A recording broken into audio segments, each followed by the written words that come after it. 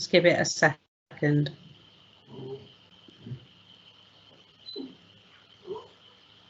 Okay. Thank you, everybody, for your patience. I'm now formally reconvening this meeting of the Greater Manchester Combined Authority. We have just obviously had a detailed discussion about the government's announcement overnight and its implications for Greater Manchester. We don't propose at this stage this morning to go into a full explanation of our discussions. But we are determined to be a voice for our residents to get further clarity from the government later today. As we have made clear, we support the broad action that the government has taken, given the rising cases across Greater Manchester. But further clarity is needed, and we will say more about that in a press briefing later today. So, if I may, I'm going to continue with the agenda. Under item 2, Chair's announcements and urgent business, there is an item of urgent business that needs to be taken under item 25 on the Greater Manchester Housing Investment Loans Fund, and a paper will be circulated to you. If we can move on to item 3, declarations of interest. Colleagues know how they must be completed, and I would ask that they do so in accordance with the rules. Item 4, minutes of the Greater Manchester Combined Authority meeting held on 26th of June. To ask for your approval, colleagues. Thank you. Item 5, minutes of the Overview and Scrutiny Committees, July 2020. These are to note the meetings of the Housing Planning and Infrastructure Committee on the 9th of July and the 29th of July, where discussions were held on the Clean Air Plan and the Greater Manchester Spatial Framework, and we will pick up those discussions that the committee had when we come to those more substantive discussions, if not today, then at our next meeting. And then secondly, the Economy, Business, Growth and Skills Committee of the 10th of July. So those are just to note, colleagues. Item 6, minutes of the Greater Manchester Combined Authority Audit Committee of 30th of June, to note. Item 7, minutes of the Greater Manchester Transport Committee of the 17th of July. This is to note the minutes, but in particular, I would ask colleagues to note my decision to approve the appointment of Councillor Mark Aldred to continue as chair of said committee. Thank you.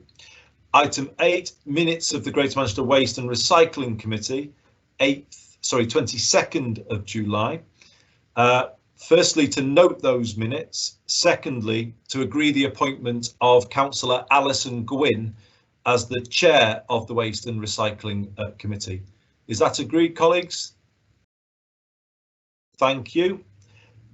Item 9, extension of appointment of Sir Richard Lees to the Greater Manchester Growth Company Board until November 2020. Is that approved? Thank you, colleagues. Item 10, Build Back Better, the Young Person's Guarantee. Obviously, this is a core part of our mission, supporting young people in particular through these difficult times. I'm going to ask Councillor Sean Fielding to update us on progress. Sean. Thank you, Chair. This is an enormously important piece of work that the CA is undertaking to support young people who have been disproportionately hit by the COVID-19 pandemic. We know that young people disproportionately work in shutdown sectors, and many of them may find that the employment that they previously accessed prior to the pandemic no longer exists, or no longer exists in the numbers that it did before. So it shows the power of devolution that we're able to offer a particular guarantee here in Greater Manchester over and above that which the government is planning to offer young people nationally. Given it's such a special and important piece of work, and given that we've also got somebody to lead the young person's task force who, because of the changes we've had to make to the arrangements of this meeting, is not able to join us in the public meeting today, I would ask if the CA would consider allowing us to defer this item, and we'll come back and have a thorough discussion about it, given its importance, in the September meeting, if that's okay with you and the other members, Chair.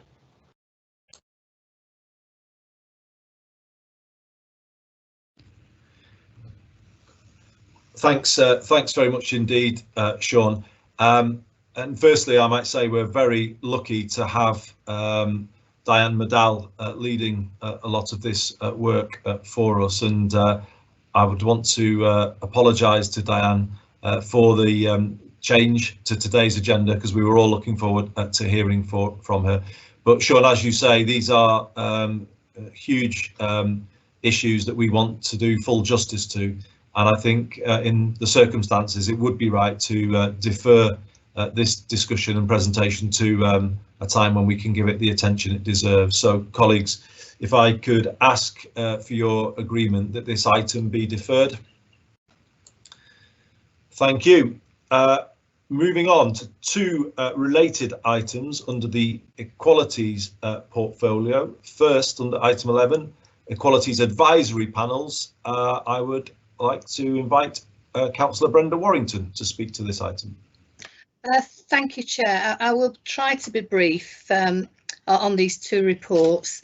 I'm really pleased actually to present the two annual reports from two of our equality panels, being the Disabled People's Panel and the LGBTQ+ panel. And as the report says, both of them were originally set up to enable a broad engagement with specific communities of identity in order to support Greater Manchester to deliver its obligations under the Equalities Act 2010. But importantly also to advise the Mayor and of course the leader with portfolio responsibilities about the key issues of inequality that relate to these two protected characteristic areas.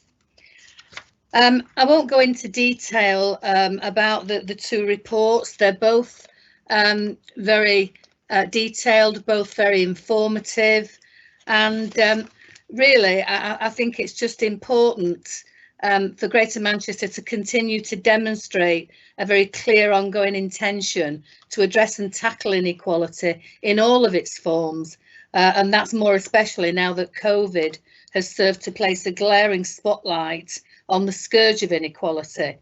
And so to this end, can I draw you to section 5 of the report, which sets out the financial implications of continuation for these two panels, and just ask leaders to accept and agree the recommendations, and thank both of the panels for the reports and the information that are contained in them. So if I can ask for agreement on that, please.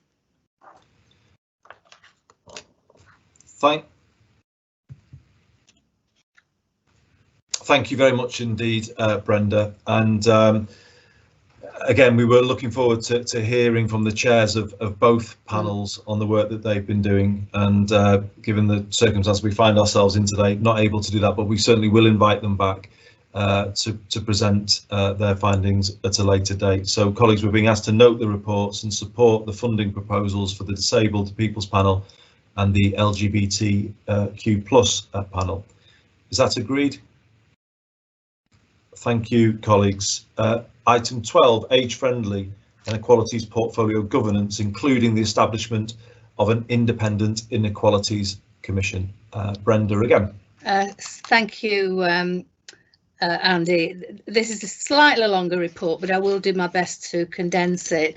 As you know, I have reported to the Combined Authority the need for us to determine a revised governance structure in order to understand and address those issues that relate to equalities and inequalities that arise from or are exacerbated by the COVID pandemic.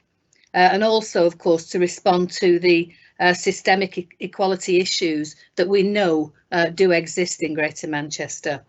And as we move into the recovery phase, in spite of our current situation today, we are heading towards recovery, I hope, relating to the pandemic. We do need to ensure that the long-term negative impacts of COVID are addressed.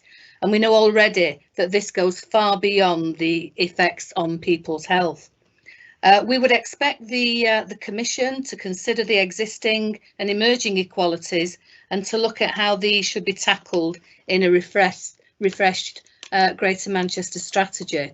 We already have evidence of increased socio-economic adverse effects of COVID, particularly in more disadvantaged communities and individuals, and also in the older populations, people with disabilities, and underlying health conditions. And so in order to address the complexity of the task before us, I'm asking for support for us to establish a Greater Manchester Independent Inequalities Commission and to develop and establish new structures and activities that will relate to the age-friendly Greater Manchester Equalities portfolio. The Greater Manchester Independent Inequalities Commission will influence and support the COVID recovery work and will provide expert opinion, evidence and guidance as Greater Manchester's economy hopefully recovers from COVID, providing expertise and challenge, recognising and responding to the new inequalities that we know now exist. The aims, objectives and activities of the Commission are set out in the report. Sections 2.3 and 2.4 will be guided by a series of core values which are at 2.6, and also to draw attention to the fact that the Commission will be accountable to the Mayor and to all 10 Greater Manchester leaders and will sit independently of all decision-making structures, acting in an independent advisory capacity. The appointment of the chair and the recruitment of members to the Commission is still ongoing, but is expected to be concluded very, very soon, and that will comply with the timetables that are set out in section 211. It has become evident that the creation of a number of different equality advisory panels that have been set up at different stages has led to differences in the way that the panels work and operate. And it is felt that some consistency in standards of operation and support would be beneficial. And so we are looking into introducing a set of principles for the operation of advisory panels and groups. And again, sections 3, 6, 11, 12 and 13 gives you greater information there. Now, we're also going to establish a new strategic partnership board at Greater Manchester level that would focus on tackling inequality, and we will call it the Tackling Inequality Board. And this would operate in a similar way to the Growth and Reform Boards and bring together a range of stakeholders focusing on challenging economic and public service systems. The board would work closely with the Independent Inequalities Commission to act on recommendations that are arrived at through the process. And just to point out here that the Population Health Board and the Marmot City Region work will also feed in to the board alongside all other equality works. And section 3 of the report provides greater detail on that. Also, an equalities executive group would be established. This would consist of Greater Manchester chief executives and officers, and that would support the Tackling Inequalities Board. Officers from the Greater Manchester Combined Authority and staff from the VCSE organisations are already meeting informally on a regular basis, developing a mutual understanding and facilitating joint discussions across panels about key decisions, and we will further consider how this can be best utilised for future. So if I can just draw attention to section 4 of the report, that details the work that's already underway, and I'm sure you can appreciate the very speedy pace at which it is being driven. And I would actually like to take the opportunity to thank our officers in Greater Manchester and members of staff for the tremendous work they're doing and the way that they've actually worked on this whole agenda to get it to the point we have now. And so, Andy, if I can just move the recommendations that are contained in the first page of the report and ask that these plans are allowed to come into fruition. Thank you very much. Thank you very much indeed, Brenda. Without a doubt, COVID has brutally exposed the inequalities in our society, and they are very plain now, aren't they, for everyone to see. So it follows that a big part of our work coming out of this is a renewed drive to close those gaps and those inequalities that we see, and the Commission hopefully will chart a course for us to do that. Colleagues, I don't know if anybody would want to comment on this in this item. Brenda has laid it out extremely clearly in terms of the case for the Commission. I think it's important that they get up and running as quickly as possible to start influencing our recovery plans. So, colleagues, can I therefore ask that we agree the proposals as set out by Brenda? Thank you very much. Thank you, and thank you, Brenda. Moving on, colleagues, to item 13, Greater Manchester Voluntary Community and Social Enterprises Accord update. Over to Councillor Alan Brett. Alan.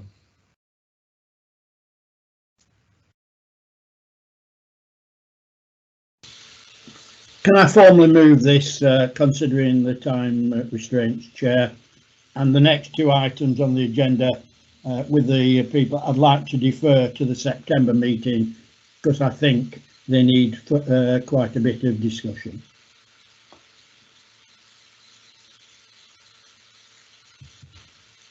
Thanks, Alan.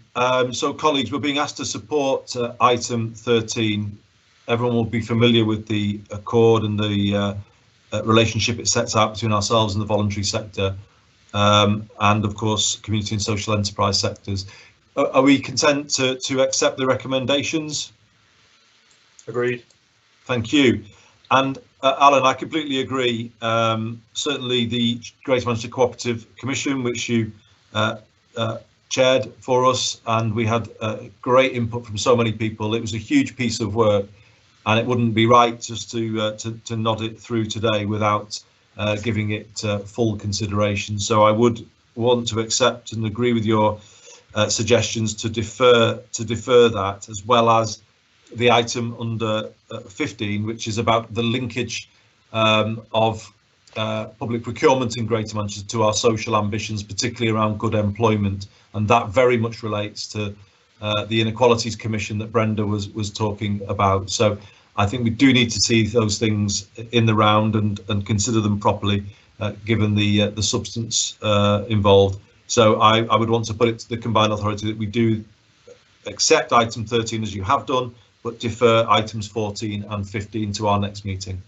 Is that agreed?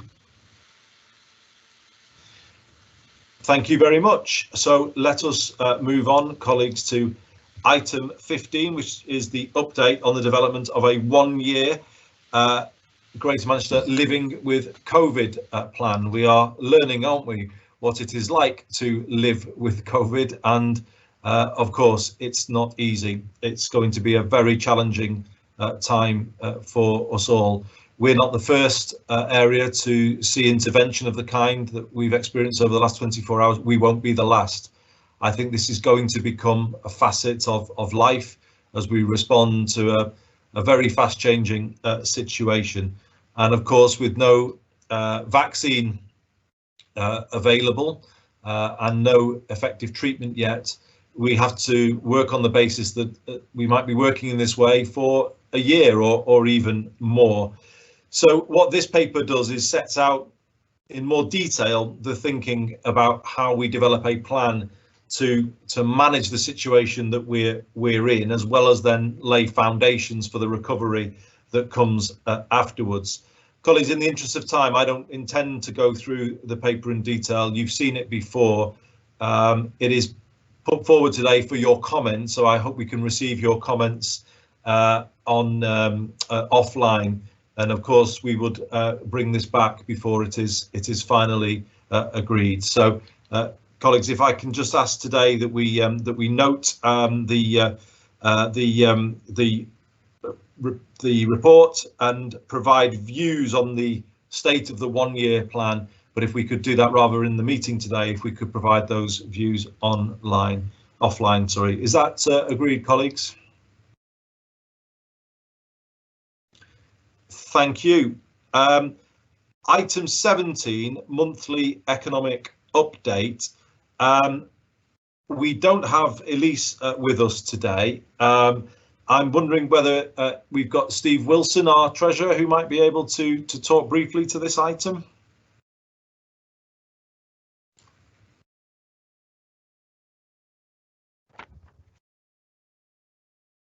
No. Okay, I think we've got Simon Noakes. Oh, Simon to do it. Thank you. Thanks, Julie. Thanks very much, Andy. I mean, the key issues here are very much that we are obviously in the middle of both a very substantial health crisis and also increasing an economic crisis. We are beginning to obviously through the data we are very carefully tracking what's happening both to businesses and also to individuals.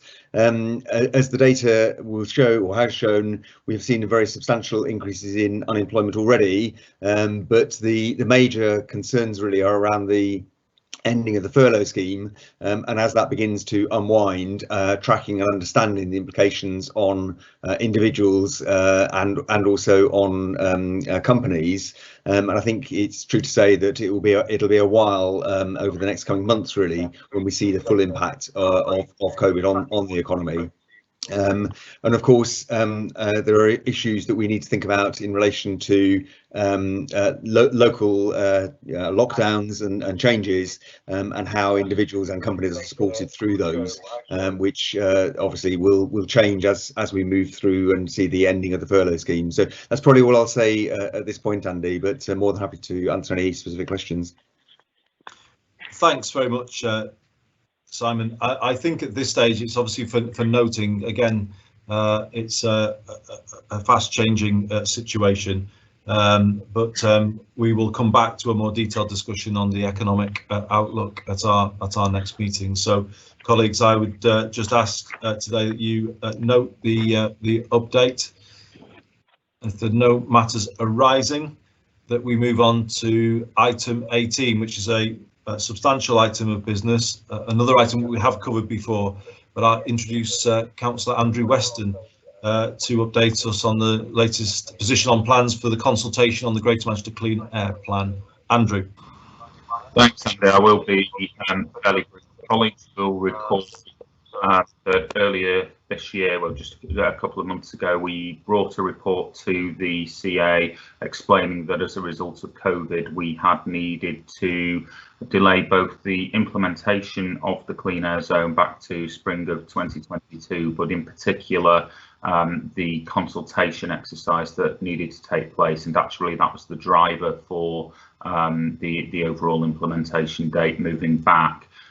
It was agreed with government that we would consult as soon as was reasonably possible, and I'm really pleased that we are looking today for members' endorsement of a consultation to commence in October of this year. It would be an 8-week consultation, and at the same time, as you know, Andy, from your portfolio, we will be also consulting on minimum licensing standards for taxis in Greater Manchester simultaneously, which makes a lot of sense because of the impact of both of these policy changes on our taxi drivers across the conurbation. So it's worth noting really that with this report, and it is a sizable report including the appendices, that actually the principle on which we are primarily consulting today, primarily seeking approval today, is the principles of the policy that we will be asking for people's views on. So Appendix 3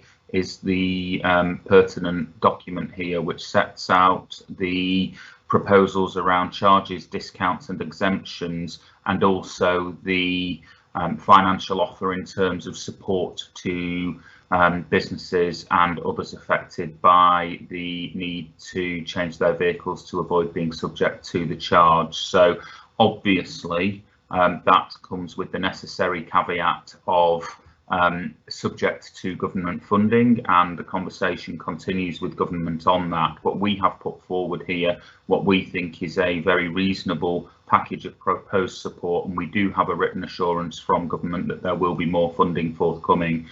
So we are going into this with the package that we would like to see, and with that funding guarantee, although the amount's still to be confirmed, that more will be forthcoming. So hopefully members have had a chance to read through the appendix as well as the substantive report. I think the only other point that I would make really is around the particular issue that we have in Tameside at Mottram and Hollingworth, and just by way of update, it is mentioned in the report, but we are all aware that for Tameside, and subject to a recent council motion, actually this is a deal breaker issue, and last week Councillor Warrington and I met with Rachel McLean MP, who is the responsible minister, to make that point very clearly. I thought it was a positive meeting. There's been an undertaking from the department that they will go away and, working with TFGM and with JACU, will look to see what can be done to resolve that issue, but it isn't a concern in terms of our ability to consult, and I'm grateful that Councillor Warrington has confirmed that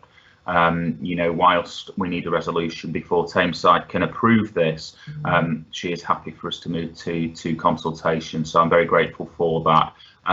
This has been something of a challenge over the last few months, but also probably since we set out on this journey. So I'd just like to thank TFGM officers in particular, who've put an awful lot of work into what has been a constantly moving picture. This feels like really good progress to be able to endorse the position to go out to consultation if leaders do so. Clearly it needs to go through the districts as well, but I think this is really, really good news today, so I'm happy to move the report. Thanks, Andy. Chair, if I could just... Chair? Of course, Brenda. Yeah. Thank you. I'd like to thank Councillor Weston actually for his support with, as he's already outlined, the Mottram Hollingworth problem that we have. It is a major issue for us, and we certainly hope that the meeting that we have had with Councillor Weston's support, you know, will prove beneficial. But having said that, I do confirm that we are fully in support of the consultation process, so we don't want to impede that. Thank you.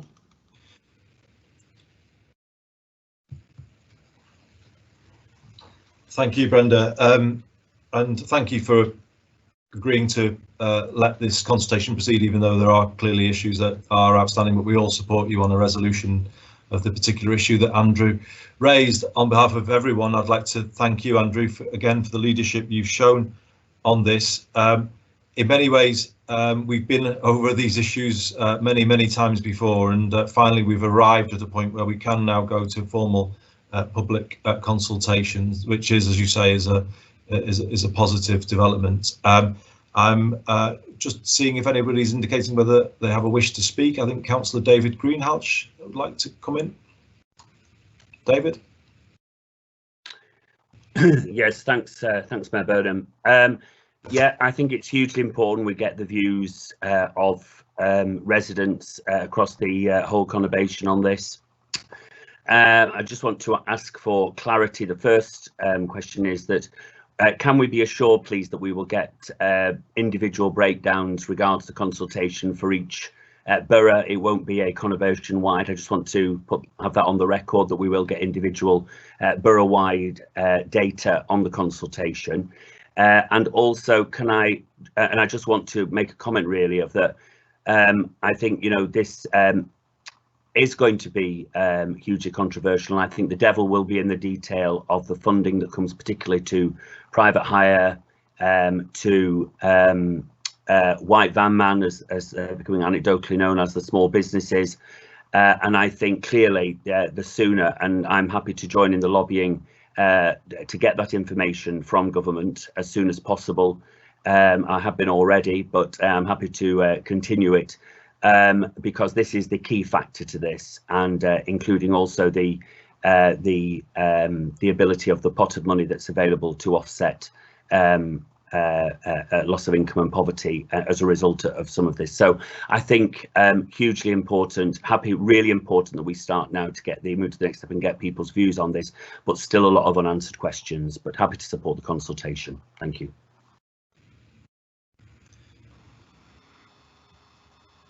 Andrew, I don't know if you'd like to come back on that. Yeah, thank you, Councillor Greenhalgh. So I can confirm that we will be able to provide a borough by borough breakdown of all of the information and responses that we receive to the consultation. You're absolutely right with this, that the devil is within the detail, and particularly the need for a comprehensive package of financial support to be forthcoming from government. It is a continual frustration of mine that we don't have that in place to be able to definitively say what our offer will be. But I think section 6.15 of the report sets out what we hope we will be able to offer, and that is the basis on which we will consult. So certainly happy to provide the information you've requested with regard to the consultation, and grateful for your support on that lobbying for the financial package needed. Thanks, Andy. Thanks, Andrew. And even though we're agreeing this today, we still will have time, won't we, to set out precisely what kind of help we will be able to provide to people with regard to switching their vehicle, because I agree with Councillor Greenhalgh, answering those questions in a very direct way is going to be very important to make sure this consultation is meaningful. And we do want it to be a meaningful consultation. It's a substantial change proposed for the whole of Greater Manchester. We do need to get this right for people everywhere. We don't want this to see businesses struggling, jobs being lost. So the onus is on us all to get this right, to make this an important and positive part of our recovery. So Andrew, thank you again for your work.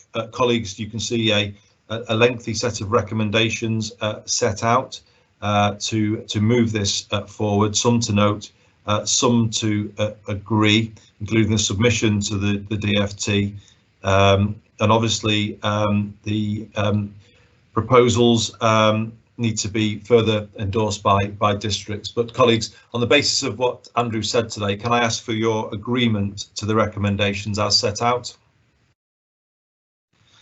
Thank you. Let's move on. Item 19, HS2 Integrated Rail Plan and the National Infrastructure Commission. You can see, colleagues, the contents of the paper, and we have very much welcomed the Integrated Rail Plan initiative of the government, which finally is bringing some of the different rail projects that have been proposed for the north, most notably HS2 and Northern Powerhouse Rail, into one scope so that they can be looked at together, and hopefully we can ultimately secure the right solution for Greater Manchester with the requisite level of ambition when it comes to rail services, but also economic development. So we're pleased that the government has moved in this direction, and more recently we've had positive commitments from ministers that they will now look at the options for Manchester Piccadilly in a fair and direct comparison. The turn-back station option that HS2 have long proposed, but also alongside it the underground station proposal that has been the preferred option of Greater Manchester for some time. And we believe finally we have the ability to move forward on a fair comparison of those two options. So the integrated rail plan work has taken forward all of that. I think it's certainly moved things in our direction and in a direction that we're comfortable with. Alongside that, we have the recent announcement of the government's establishment of a Northern Transport Acceleration Council, which I have supported, and also positive news on the electrification of the Trans-Pennine route upgrade. So, colleagues, there isn't a great deal further to say other than that good progress is finally being made on some of the rail issues that we have been raising over many years. We still await clarity on the government's proposal to increase capacity on the existing rail network in central Manchester. The government are proposing an alternative scheme to platforms 15 and 16 and at Piccadilly, working with Network Rail, but we've made our position extremely clear that we will not be changing our support for platforms 15 and 16 until we see an alternative that can provide at least all of the same benefits and avoid some of the disruption that we might see. So until we see that and we're satisfied that an alternative scheme can do that, we reiterate our support for platforms 15 and 16, and I'm pleased to say Transport for the North are supporting us in that position. So colleagues, not a great deal more to say on that beyond the update that I've just given. So I would just ask that you note that update and that we move to item 20, Brownfield Land Fund and Getting Building Fund. It's the report of the City Mayor of Salford, Paul Dennett. Paul. Thank you very much, Mayor Burnham. Again, this report is some positive developments. Colleagues will remember in the March budget, the government announced 400 million for a brownfield land fund, and then later in June, MHCLG confirmed that they'll be allocating on a per capita basis to combined authorities up and down the country. Greater Manchester Combined Authorities allocation from the Brownfield Land Fund is £81.1 million over a 5-year period.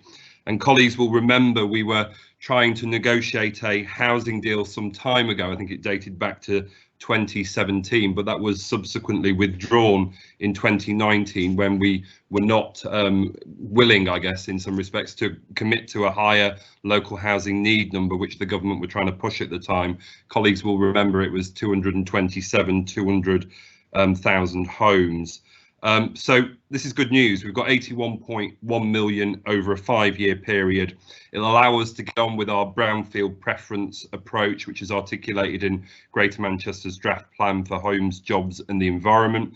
Colleagues will also know that in terms of housing delivery over the period of that plan, we're looking at 87% of the homes we need in Greater Manchester being delivered on urban sites, and that obviously includes some of the small sites throughout the city region. And it'll also support obviously the town centre regeneration and examples like the Mayoral Development Corporation in Stockport. In addition to the Brownfield Land Fund, the government's also announced that the CA has been allocated £54 million as part of the Getting Building Fund for shovel-ready sites across the city region. Obviously, this is looking at our kind of recovery from COVID-19 and very much focusing on economic recovery and job creation in what are very challenging circumstances. The requirement with regards to the 54 million is that that spend needs to be defrayed by the 31st of March 2022. Colleagues have had this report in advance, and obviously it's been in the public domain in preparation for today's CA. So what I'll do is just draw colleagues' attention to the recommendations before you. The first one is that the combined authority enters into the Brownfield Land Funding Agreement with the Ministry of Housing, Communities and Local Government, and also the combined authority enters into the Get Building Funding Agreement, again with the Ministry of Housing, Communities and Local Government, and that the combined authority enters into the necessary agreements set out in the grant agreement with MHCLG. And then finally, it's to request delegate authority to the GMCA Treasurer, acting in conjunction with the monitoring officer, to agree the final terms of all necessary agreements. As I say, this is a positive move in the right direction. We've been calling for investment in infrastructure and brownfield land remediation to allow us to get on with this, and it's good that government have given us this money without forcing us to increase our local housing need number. So I recommend this to the CA for approval. Thank you very much, colleagues. Thank you very much indeed, Paul. So obviously this is good news, and I'm sure we all want to get on with getting these schemes going. So colleagues, can if nobody is wanting to come in on this item, can I ask that Paul's report be approved and the recommendations? Thank you very much indeed. Colleagues, moving on now to budget update. This is obviously if you like, a holding position. Further work is taking place on the budget as we make sense of the challenges ahead of us. Lots of unknowns at the moment. We're still in discussions with the government about a transport deal for Metrolink going forward, and of course all of you as districts facing a very challenging picture with the position on local government funding. So all of that is being considered. This is a report today just to provide a kind of general overview of the landscape as we move forward into a very challenging second half of the year. In the absence of Councillor David Molyneux, could I invite our Treasurer, Steve Wilson, to present this report? Steve, I understand your camera isn't working, so if you just wanted to speak, hopefully we'll all be able to hear you. Thank you, Chair. So if we just start with the COVID-related paper, as you say, we won't go through the details of this. This is work in progress, and this has been produced in response to the discussion that we had at the special combined authority meeting on the 24th of June. Looks in some detail at the position of the combined authority itself, including the reserves position. Work in progress will continue, and we'll bring something back to the September meeting following a piece of work that's been kicked off within the CA to look at a line-by-line review of budgets and the same at TFGM and begin a detailed process around the approach to the retained business rate. So that will come back, and members can be assured that this is being given absolute priority within the CA. In the meantime, I'll just highlight the proposed approach to dealing with the waste budget, in particular the approach to the LAMA for 2020-21. And then the recommendations, which are to approve the release of 50 million of CA reserves to the 9 GM waste authorities and to approve additional funding of 215,000 for Marketing Manchester. I'll just pause there on that first paper before picking up the other two. If any colleagues want to come in on what Steve just said, because obviously there are items to be approved here. If not, thank you. In the interest of time, can I ask that those be approved, colleagues? Thank you. Steve, would you like to continue on capital outturn under item B? I'll pick up both of these reports in one. So these two reports take the draft outturn position for 2019-20 on capital and then revenue. These are subject to audit, so we will be reporting back later in the year on the final position, and the audit process has been delayed due to coronavirus, so that will come in November.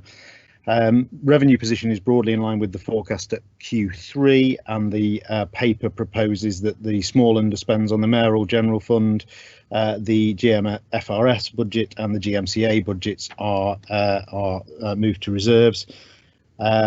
On the capital spend, slightly lower than forecast at Q3 for obvious reasons. Capital spend in 1920 is a total of 370.7 million. Again, two recommendations just to move for the combined authority on this paper. One is that we approve an addition to the capital programme for 2021 of 21.887 million for clean air, which is funded by the government grant that was discussed previously. And the second is a very small amendment to the waste capital programme, an increase of 0.1 million for the waste scheme at Salford Road. So again, happy to answer questions on that and take views on those recommendations. Thank you very much indeed, Steve. Any questions to Steve?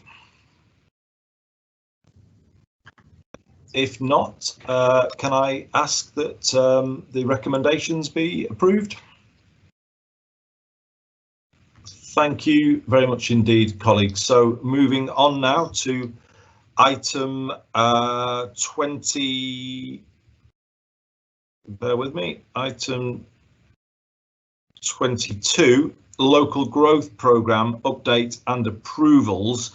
Sorry, Chair, we've got the revenue item to deal with, revenue budget, so 23C, 21C. Steve said you were taking those together, but Steve, do you want to come back to the recommendations? Yeah, no, just taking those together. So the recommendations around the move to reserves of those small underspends. Great. So, colleagues, we've obviously got a proposal set out to approve the addition to the capital programme under B, but then the rest to note. So, colleagues, if I could ask that the single item under section B be approved and the rest noted. Thank you very much. And let's move on to local growth deal programme update and approvals.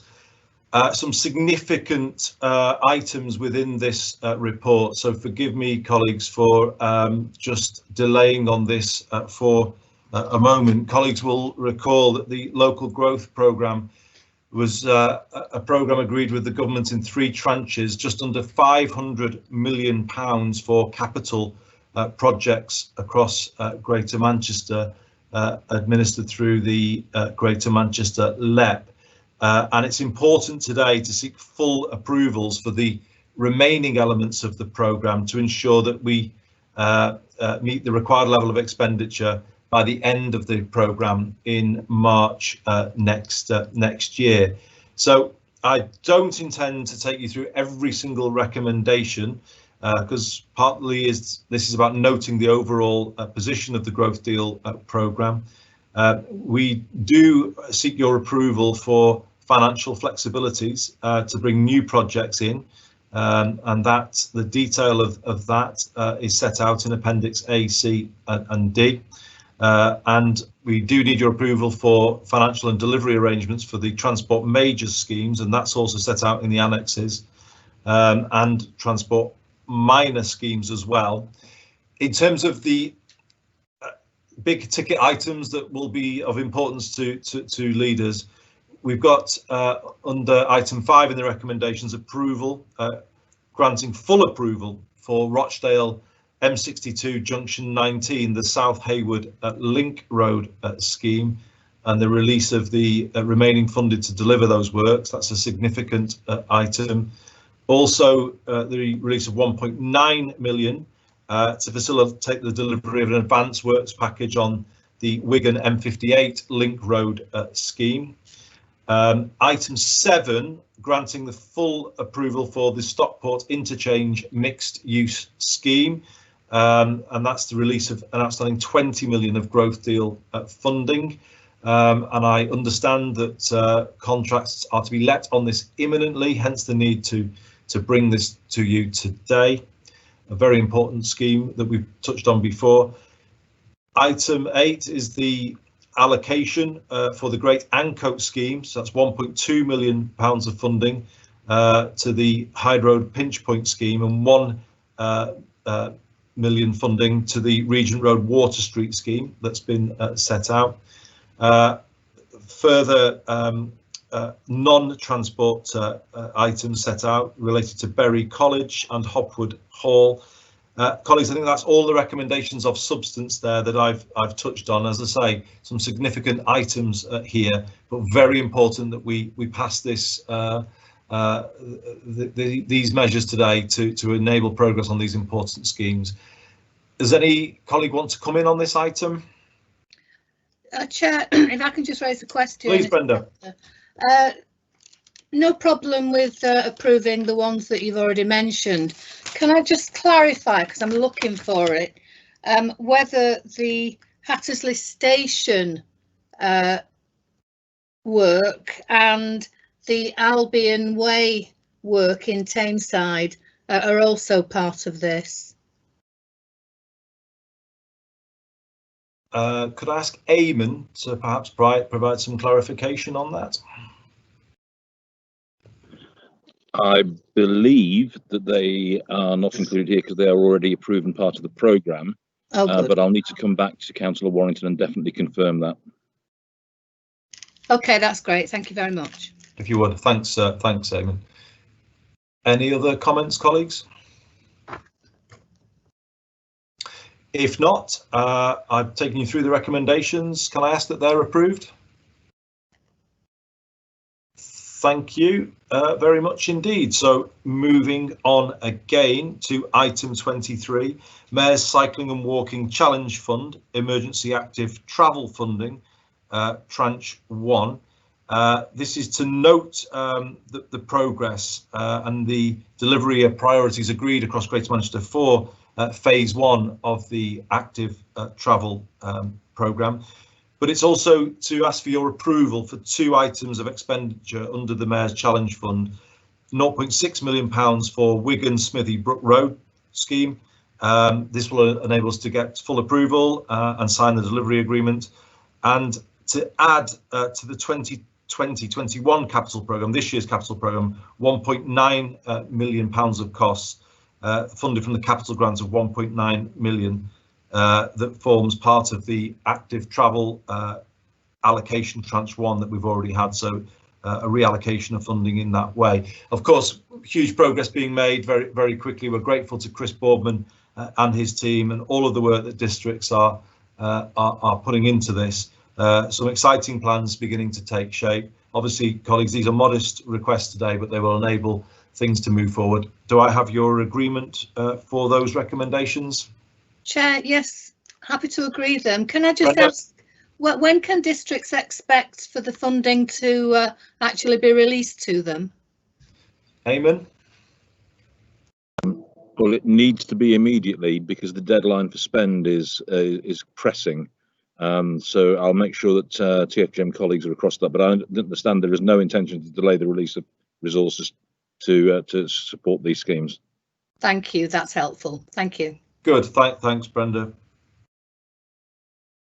Colleagues, are we content to note the progress and approve these 2 recommendations? Thank you very much. Item 24 is Reform Investment Fund update, which has been withdrawn. Item 25, Greater Manchester Housing Investment Loans Fund investment approval recommendations, which includes the item of urgent business I mentioned at the start. I'll hand over to City Mayor of Salford, Paul Dennett.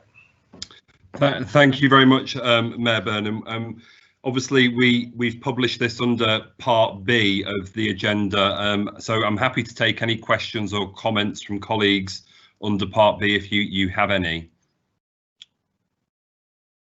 No, okay. In that case, then we'll move on to obviously the Part A report, which has been circulated, and as Mayor Burnham has highlighted, this is an agenda of urgent business because I think there was an issue in terms of the paper being published under Part A. But just to draw colleagues' attention, there's 1 approval, 3 items for noting, because obviously the GMCA hasn't been meeting during lockdown, it's only been meeting fairly recently, and also there's a request to delegate and approve future loan funds when we don't meet obviously in August.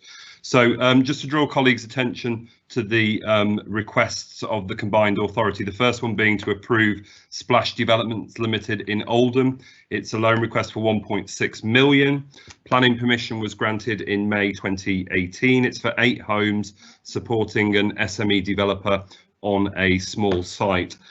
In connection with this, colleagues are asked to delegate authority to the combined authority treasurer, acting in conjunction with the monitoring officer to prepare the necessary legal agreements. That's the decision for approval. Then moving on to items for noting. The Housing Investment Loans Fund equity investment is for noting, approved under delegation in March 2020, and that's to the Social and Sustainable Housing Limited Partnership. It's a 5 million equity investment. Obviously, it will be benefiting Greater Manchester City region in its entirety, and this is to acquire and refurbish homes and offer 10-year loans to charities to provide housing for vulnerable people, and it's providing housing for people fleeing domestic violence and abuse, children leaving care, ex-offenders, people with complex mental health issues. So it's a really good news story, and obviously it's allowing us to operationalise our housing strategy. Then moving on to the next item for noting, it's again a loan approved under delegation in July 2020. It's Hollings Home Wingate Limited, Bolton. What this is for is an increase in the loan that we'd already agreed back in September 2019. So it's an increase of £1.26 million, taking the total to 4.381. This will be delivering 18 affordable homes out of a total of 50 homes being delivered. And there is a Section 106 agreement of 435k. Planning permission was granted in March 2020. Again, it's supporting an SME developer. That is therefore for noting. Also note the update in the report on the community-led housing initiative and progress being made within Greater Manchester. And then finally, just to request delegate authority to the Combined Authority Chief Executive in consultation with myself as the portfolio holder to approve projects for funding in the period between the 1st of August 2020 and the 24th of September 2020. That concludes the recommendations before the CA for approval. Thank you very much, colleagues. Thank you, Paul. Any colleagues want to come in on this item? If not, can I ask for your approval for the recommendations that Paul has set out? Thank you very much. Item 26, GM Housing Investment Loans Fund 2019-20 update. That's you again, Paul.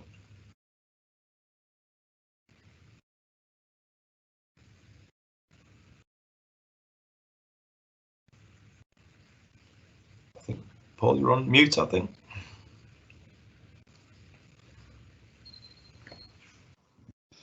Paul, you're on mute.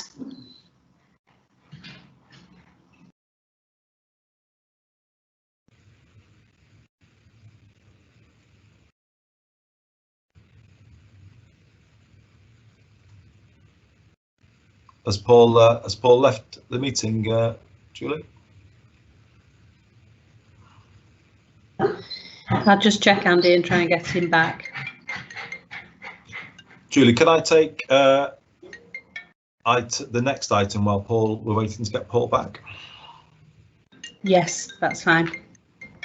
Yeah, okay, colleagues. So this is item 27, Greater Manchester Investment Framework Conditional Project Approvals. Further detail here on the Castlefield House Properties Limited application, and also the Greater Manchester Social Enterprise Emergency Relief Fund.